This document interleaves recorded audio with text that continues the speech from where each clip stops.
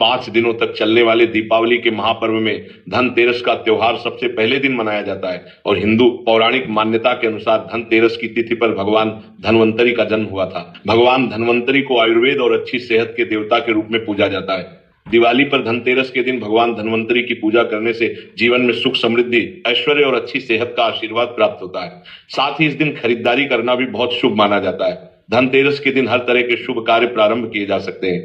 इस दिन विशेष रूप से सोना और चांदी के आभूषण, नए बर्तन आदि खरीदे जाते हैं। धनतेरस के दिन इस प्रकार की विशेष चीजें खरीदने पर मां लक्ष्मी जी का आशीर्वाद मिलता है। ऐसी मान्यता है कि धनतेरस के दिन हम जिस भी वस्तु की खरीदारी करके लाते हैं उसमें 13 गुना की वृद्धि होती है। इसलिए आपको ध्यान रखना है कि कोई भी ऐसी गलती ना करें, ऐसी वस्तु खरीद कर ना लाएं जिससे कि अशुभता आ जाए। तो धनतेरस के दिन ये चीज कौन सी है, खासकर हम आज के प्रवचन में आपको बताएंगे कि आपको इन 13 विशेष चीजों में से आपको कुछ ना कुछ वस्तुएं खरीदनी ही चाहिए। अगर आप इन सभी 13 वस्तुएं ना खरीद पाए तो इनमें से जो भी आपकी सामर्थ्य हो वह वस्तु आप घर पर खरीद कर ला सकते हैं।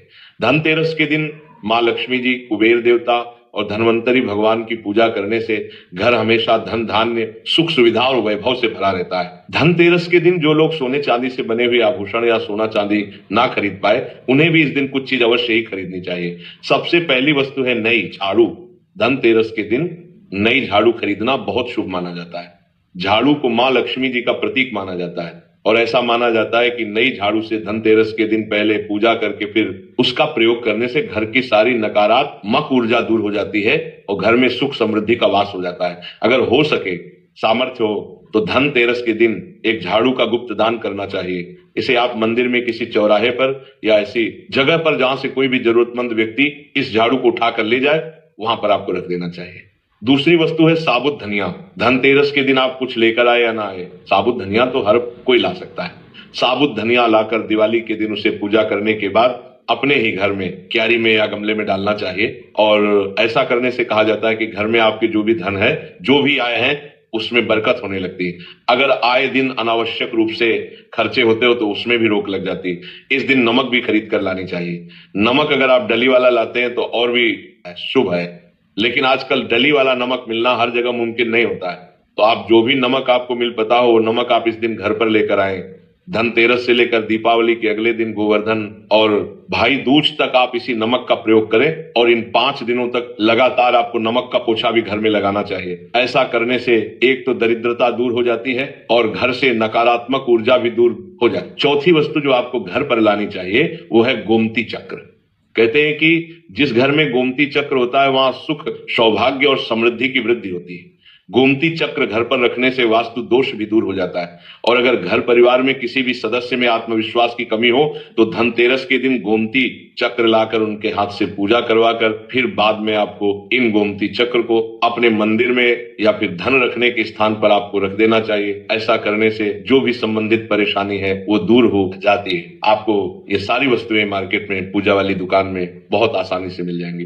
5वीं वास्तु है कौड़ियां।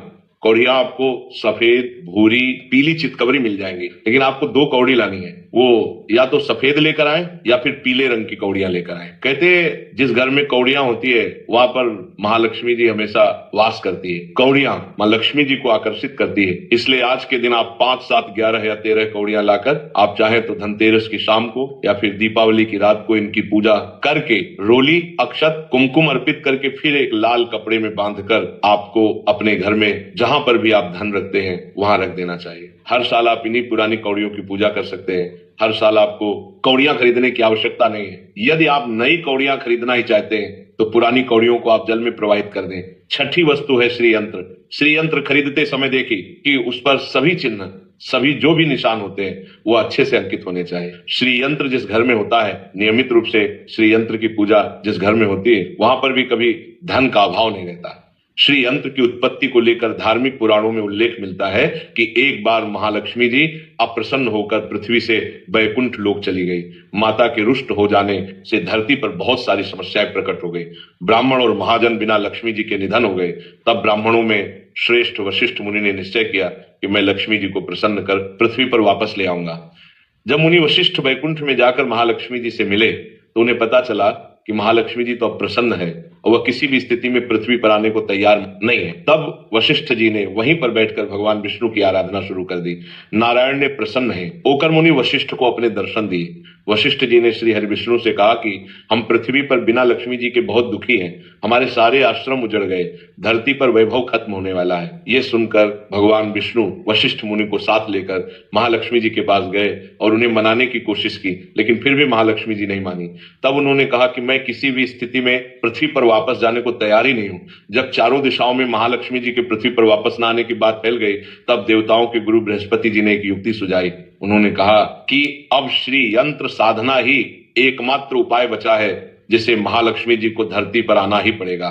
गुरु बृहस्पति जी के निर्देशों से श्री हरि ने धातु पर श्री यंत्र का निर्माण किया और उसे मंत्र सिद्ध प्राण प्रतिष्ठा युक्त करते हुए दीपावली के 2 दिन पूर्व धन त्रयोदशी को श्री यंत्र पर स्थापित करके विधि विधान से उसका पूजन किया। पूजन समाप्त होते होते माता लक्ष्मी जी को वहां आना ही पड़ा और वे बोली कि मैं किसी भी स्थिति में यहां आने के लिए तैयार नहीं थी, ये मेरा प्रण था, परंतु बृहस्पति जी की युक्ति से मुझे आना ही पड़ा। श्री यंत्र मेरा आधार है और इसी में मेरी आत्मा भी बसती है। यही कारण है कि धनतेरस के दिन श्री यंत्र खरीदना चाहिए और अपने घर में स्थापित करना चाहिए।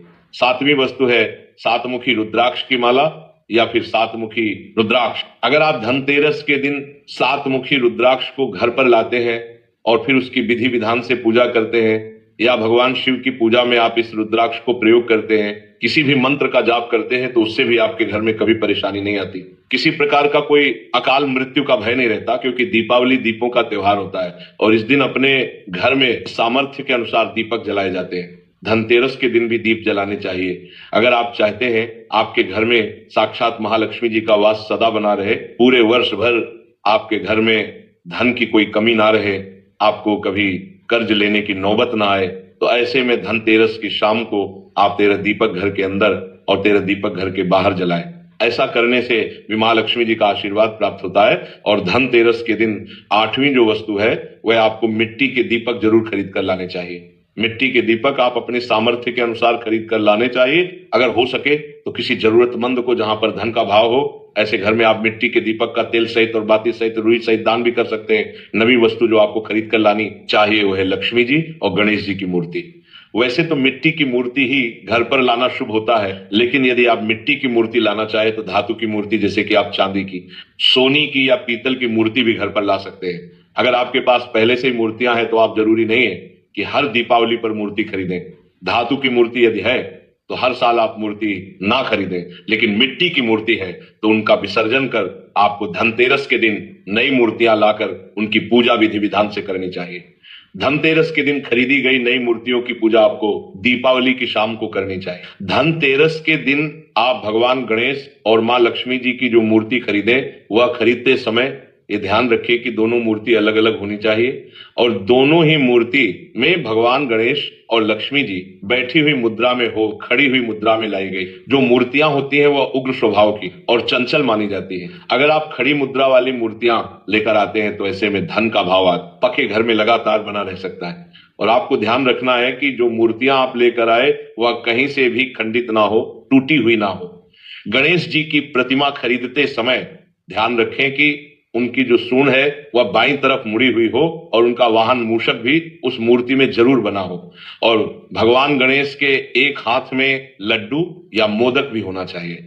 और महालक्ष्मी जी की जो मूर्ति है वह कमल के फूल पर विराजित होनी चाहिए और उनके हाथ में सिक्के हों या फिर सिक्के गिरने वाली अवस्था में हो। ऐसी मूर्तियां घर पर लाना बहुत शुभ होता है। बहुत से लोग आज के दिन उल्लू पर विराजमान मूर्ति या फिर तस्वीर घर पर लेकर आते हैं, लेकिन आपको हाथी या फिर कमल के फूल पर विराजमान लक्ष्मी जी की मूर्ति या तस्वीर ही घर पर लानी चाहिए।